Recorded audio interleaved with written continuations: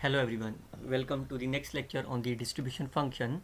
Today we will see what is the concept behind the hypergeometric distribution, how hypergeometric distribution came and how they are differ from the others one. Myself Dr. Garg, working in the School of Mathematics, Thapar Institute, India.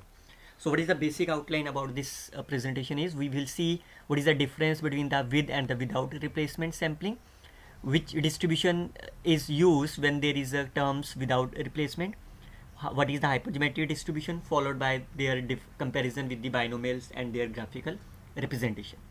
So before starting this presentation, let me know the answer of this part is there. So if you have some 1000 balls in your urn, which consist of the green and the red balls are there, you have to pick only the 7 balls at random from this 1000 ball. What is the probability that these 3 green and the 4 red balls are there? So whenever there is a problem to think about such cases, there are always of the two choices, whether you pick the balls are with replacement or without replacement.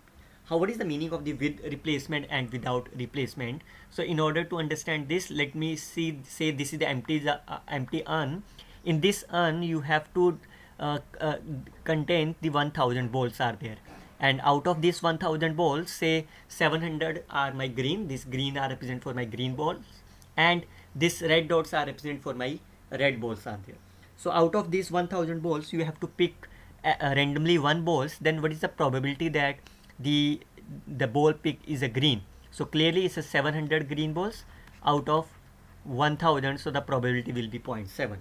So on the other hand, if you mix this number of the balls in such a way that it look like say this here, then if you pick the ball from the top, so look at that, these are the tops are there, then clearly the probability of picking the red ball is more than of the green balls are there.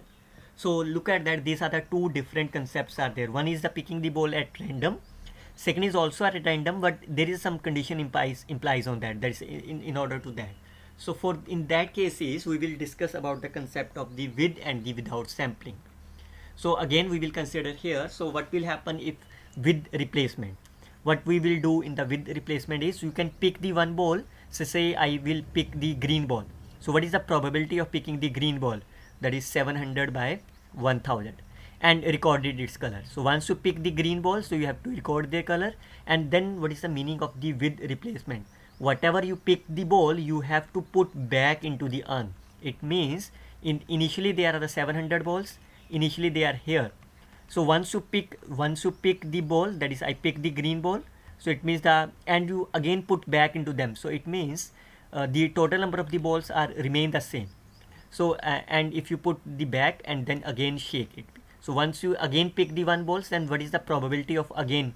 So in the first case, in this line, probability of the green is my 0.7. What is the probability if you pick again the green ball? So this is same, because 700 divided by 1000, because the number of the balls are remain same and number of the green balls are again same. So you have to repeat the experiment again and again. The main thing is in the with replacement is you have to put the ball back into the urn. So therefore in that case the probability of the green is always be 0.7 in each row. Also the probability of the red in each case is always be a 0.3, 300 divided by 1000. On the other hand, what will happen in the without replacement? So once you consider a without replacement, you have to pick the ball, record its color, and set it outside. It means you never draw back into the box. So it means if you initially pick the green box, then what is the probability of the green box? 300 divided by 1000. So initially how many green balls are there? This is 700. Sorry, it's a 700. Red balls are my 300. Totals are my thousands. So if you pick the ball, so I pick the green ball, so how many green balls are there? Now it's a 699. There are 300, so total will be 999. So if you find the another ball green, then what is the probabilities? 699 out of 999. So it means this is not be equal to them. So put one new balls from the remaining 999 balls, and then again record this color and set it outside. Once you again do that, you can repeat the experiment, pick the new ball from the 998 and set it outside, and so on. So you have to repeat the experiment until the 1000 times are there, or how how many balls you want to pick. If you pick the 7 balls, then repeat the experiment 7 times. So in that case, you can observe that probability of the green is not equal to 0.7 in each draw, while probability of the ball for the first green ball, it's a 0.7, that's 2, but it is first green ball is the 0.7, that's 2, but it not always be true. So in that case, in that case, you can see that the probability of the green ball is not a constant. So in that case we will look at the number of the green balls drawn is called as the hypergeometric distribution. Similarly, you can see that the probability of the red ball is not always with a 0.3. So the number of the red balls drawn follows the hypergeometric distribution. Again, if you look about this, then if we calculate the probability of these 3 and the 4 balls again, so we will calculate both with the case of the with and the without replacement.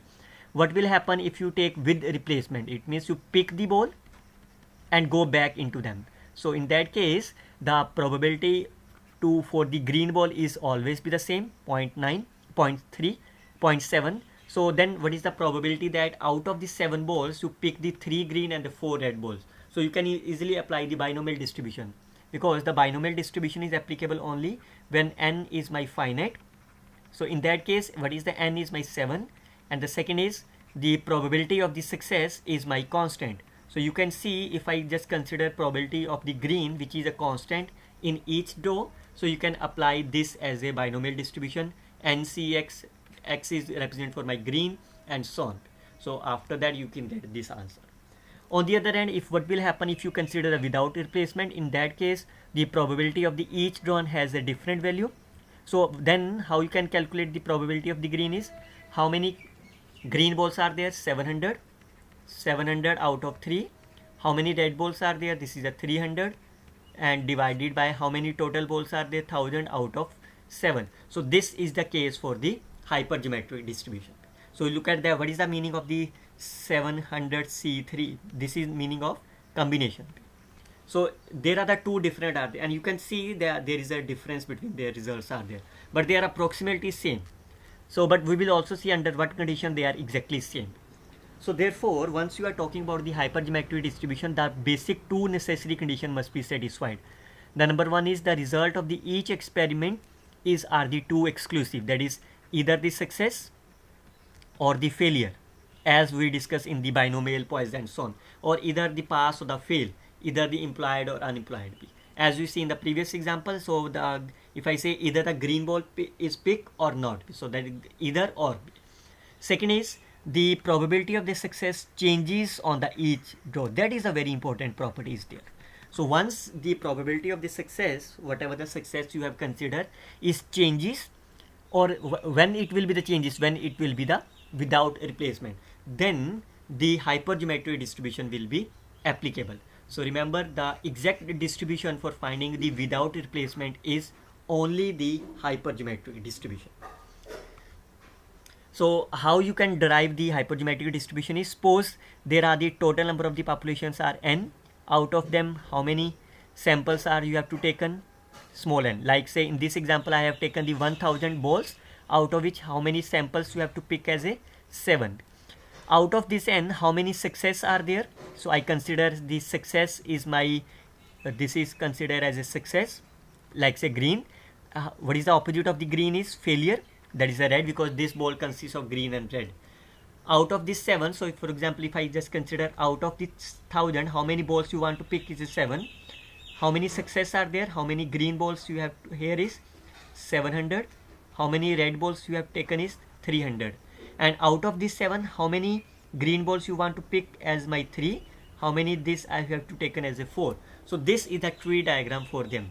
So in that case, you want to pick as the probability mass function of this, that is out k out of the m, that is the mck. This is nothing but the combination. I again repeat, this is mck. N minus k are the failures out of the n minus m divided by here. So remember, this formula, there is a PMF, probability mass function for hypergeometric, is applicable only for the without replacement.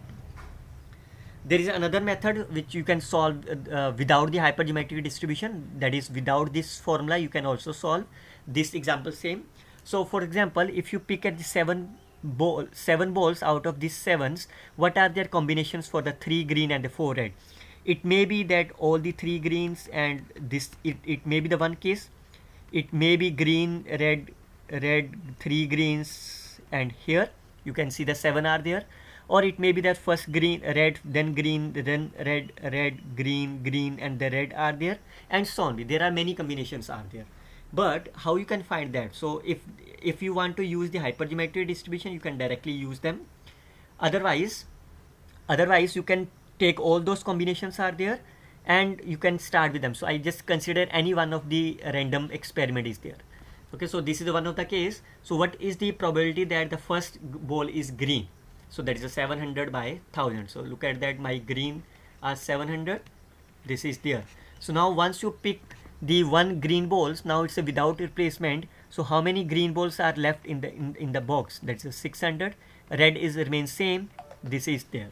So after that, what is the probability if you pick about the red ball here? So that is a 300 divided by this. That is second ball is red, condition that the first ball is already a green. This one.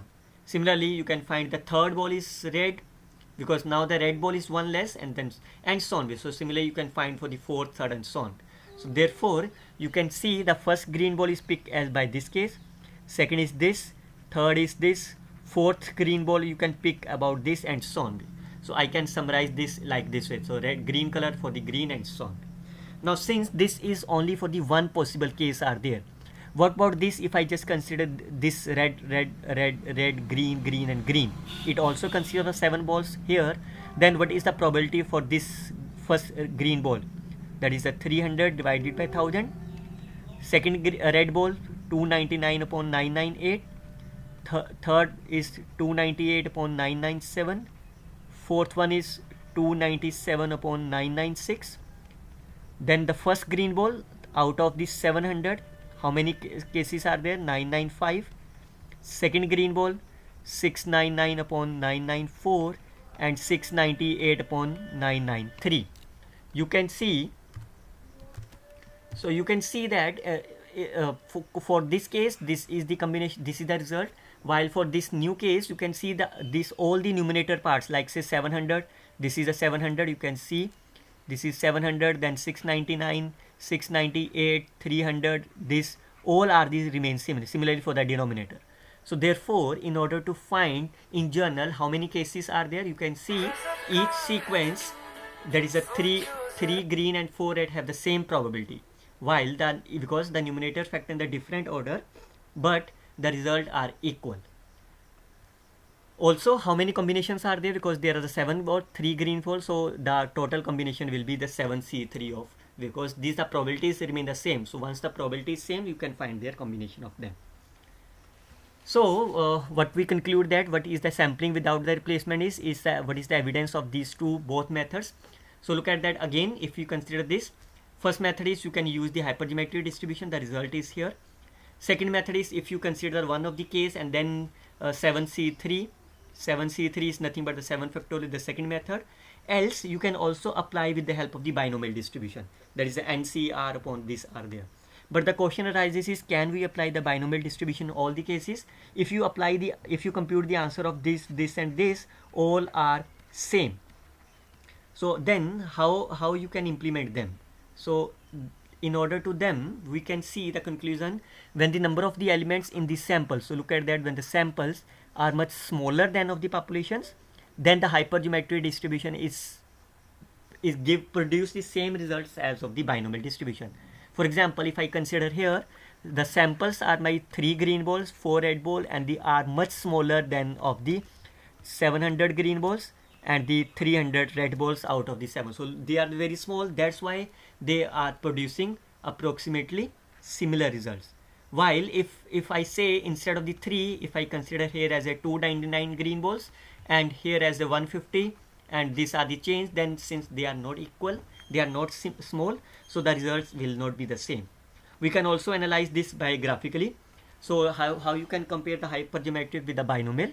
So if I assume that the probability of success is 0.25 and the population size as a 1000. Based on this information, I consider the sample size as my 5000 then what will happen? The n by n is my 50%. Then you can see the graph of this, the graph of the probability mass function. The red color will represent for my the binomial, while this blue color is represent for my hypergeometrics. You can see that the results are not the same. While the peaks at the point at their means are almost similar, but the results are not similar. On the other hand, when you consider n as a 100, capital N populations as my 1000, out of which small size, that is n by n is only for the 1%, then you can see the graph is almost similar. Also, if I consider n as a 1000, then then the result will be, you can see they are at the peak point they are not be the similar is there. On the other hand, if I just consider n as my 500, then they are again, you can see the peak, and there are some deviations are there. So what we can conclude from this graphical representation is that if the number of elements in the sample, that is a small n, is much smaller than of their population, then only hypergeometric distribution will be equivalent to the binomial distribution. Otherwise, you have to apply for the hypergeometric distribution. Remember, hypergeometric distribution is applicable only when this is a consideration of the without replacement, while binomial distribution is applicable when the sampling are taken with replacement, and when they will be equal when the population, when the sample size is approximately small. So that is the simple about lecture about the concept of the hypergeometric distribution. We will see in the next class how the hypergeometric distribution will help to calculate the probabilities with the help of numerical example. Till then, you can find the several other videos on this channel link. Best of luck, students. Happy learning.